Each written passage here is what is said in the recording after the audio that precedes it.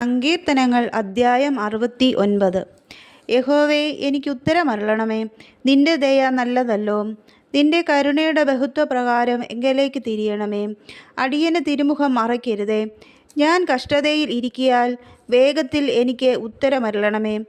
എൻ്റെ പ്രാണനോട് അടുത്തു വന്ന് അതിന് വീണ്ടുകൊള്ളണമേ. എൻ്റെ ശത്രുക്കൾ നിമിത്തം എന്നെ വീണ്ടെടുക്കണമേ. എനിക്കുള്ള നിന്ദയും ലജ്ജയും അവമാനവും നീ അറിയുന്നു.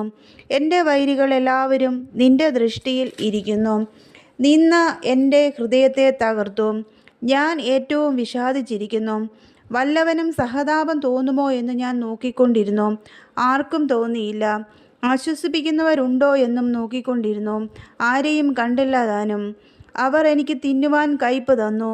എൻ്റെ ദാഹത്തിന് അവർ എനിക്ക് ചൊറുക്ക കുടിപ്പാൻ തന്നു. അവരുടെ മേശ അവരുടെ മുമ്പിൽ കെണിയായും അവർ സുഖത്തോടിരിക്കുമ്പോൾ കുടുക്കായും തീരട്ടെ. അവരുടെ കണ്ണ് കാണാതെ വണ്ണം ഇരുണ്ടു പോകട്ടെ. അവരുടെ അല എപ്പോഴും ആടുമാറാക്കണമേ. നിന്റെ ക്രോധം അവരുടെ മേൽ പകരണമേ. നിന്റെ ഉഗ്രകോപം അവരെ പിടിക്കുമാറാകട്ടെ. അവരുടെ വാസസ്ഥലം ശൂന്യമായി പോകട്ടെ. അവരുടെ കൂടാരങ്ങളിൽ ആരും പാർക്കാതിരിക്കട്ടെ.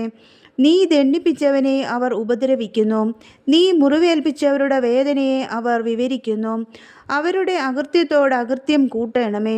നിന്റെ നീതിയെ അവർ പ്രാപിക്കരുതേ. ജീവൻ്റെ പുസ്തകത്തിൽ നിന്ന് അവരെ മായിച്ച് കളയണമേ. നീതിമാന്മാരോട് കൂടെ അവരെ എഴുതുകയുമരുത്. ഞാനോ എളിയവനും ദുഃഖിതനുമാവുന്നു. ദൈവമേ, നിന്റെ രക്ഷ എന്നെ ഉയർത്തുമാറാകട്ടെ.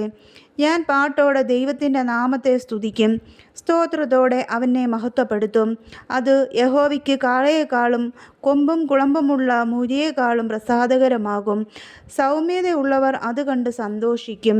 ദൈവത്തെ അന്വേഷിക്കുന്നവരെ, നിങ്ങളുടെ ഹൃദയം ജീവിക്കട്ടെ. യഹോവ ദരിദ്രന്മാരുടെ പ്രാർത്ഥന കേൾക്കുന്നു. തൻ്റെ ബദ്ധന്മാരെ നിന്ദിക്കുന്നതുമില്ല. ആകാശവും ഭൂമിയും സമുദ്രങ്ങളും അവയിൽ ചരിക്കുന്ന സകലവും അവനെ സ്തുതിക്കട്ടെ.